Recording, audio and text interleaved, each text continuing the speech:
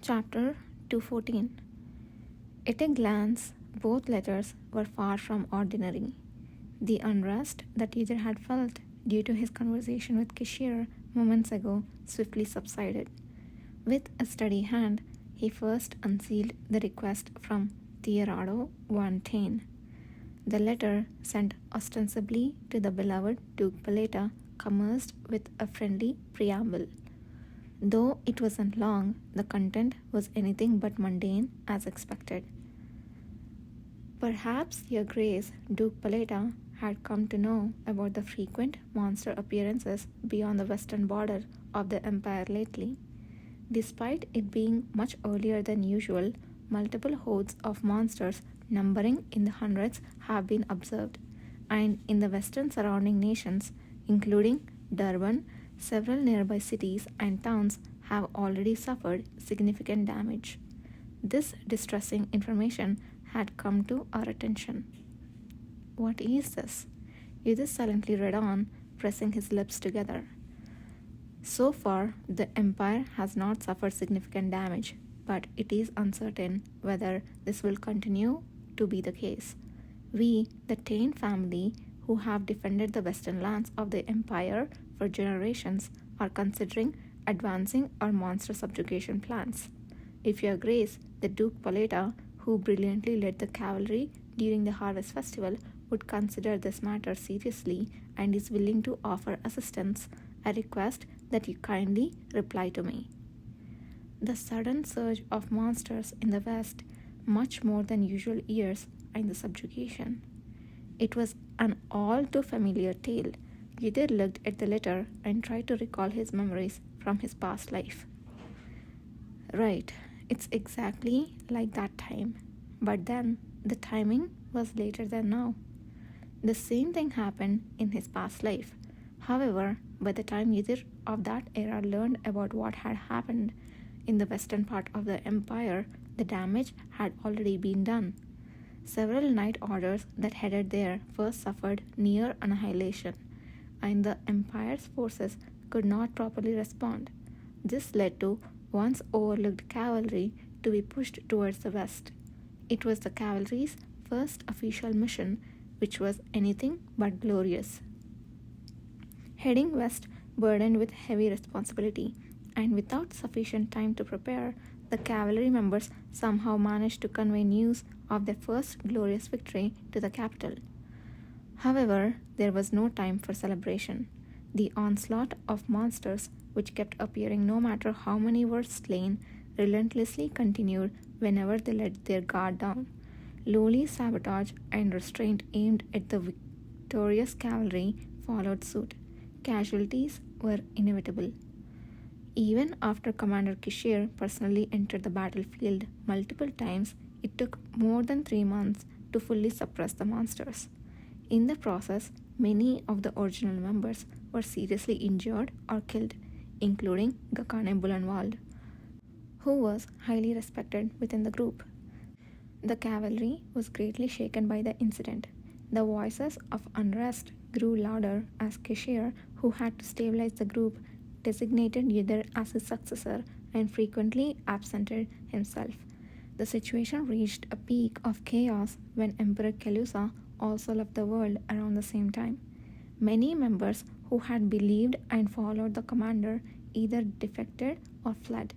The remaining members could never return to their previous lives. Looking back, it was almost a miracle that the cavalry was not disbanded then.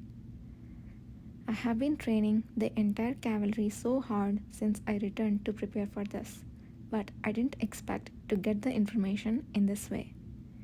Even earlier than in his previous life, it happened through a letter from Theo, a member of the Taine ducal house and also Imperial Knight Commander.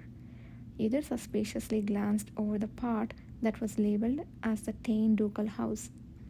To subjugate them in advance sounds good, excluding the fact that I don't think highly of their reason for wanting to do something they didn't do in their previous life.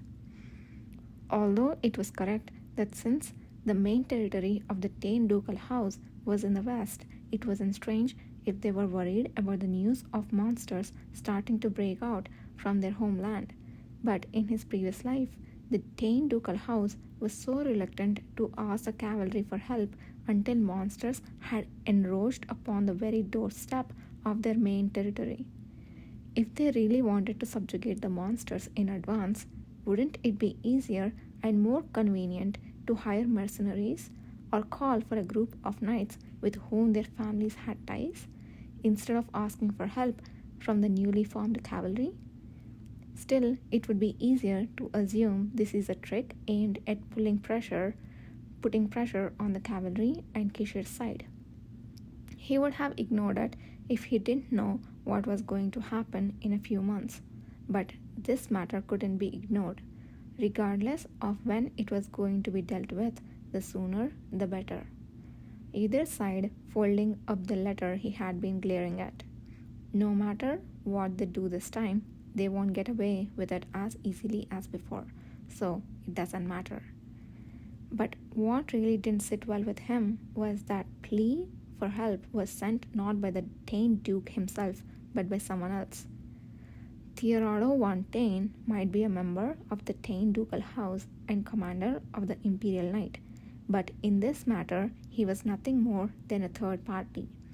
If the Tain ducal house and Commander Theo really sincerely wanted help, they should have at least made the effort to come directly to the cavalry building. After all, the Imperial Knight and the cavalry shared the same premises. The fact they didn't do so could only be interpreted as an intention to avoid stepping into the cavalry building, including Kishir, and even more to avoid face-to-face interactions.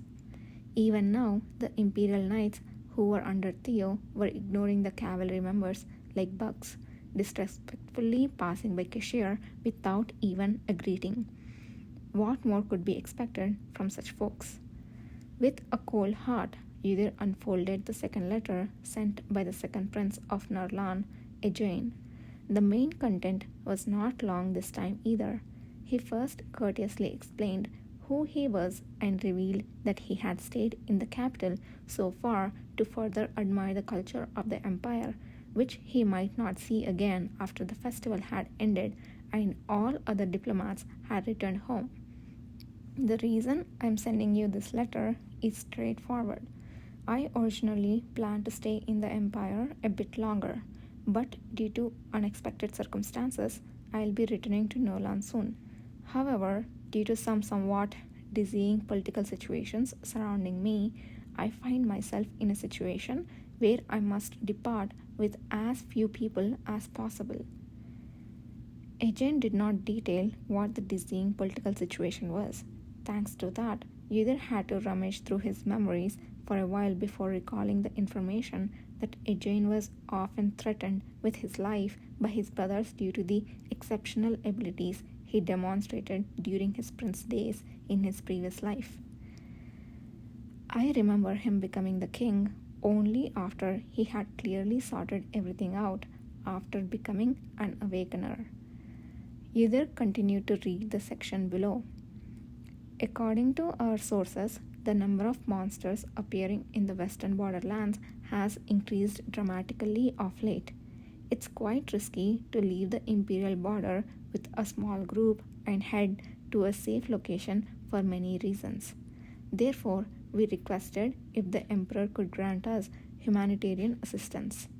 In response, we were given the most gracious answer that a letter should be sent to His Grace the Duke of Paleta, who is in charge of the cavalry.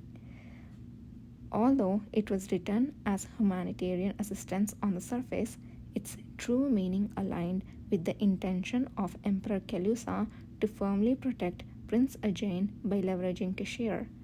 Knowing the succession battle taking place in Ejain's motherland, Narlan, if the emperor made a decision, it was highly likely that a politically understanding conversation had been established between the prince who came as an envoy and the emperor.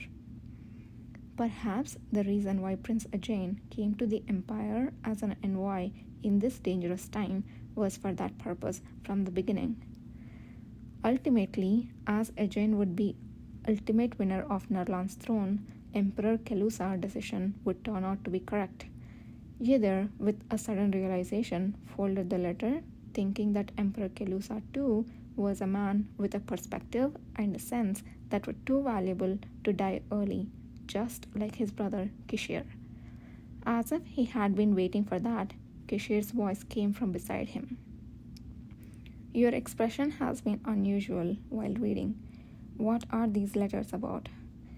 These letters, it seems that Commander should see them and reply as soon as possible today. Is the content that urgent? Instead of explaining, Yudhir got up and put the letters on Kishir's desk. A moment later, Kishir, having read all the letters, lifted his head with an absent smile. Interesting.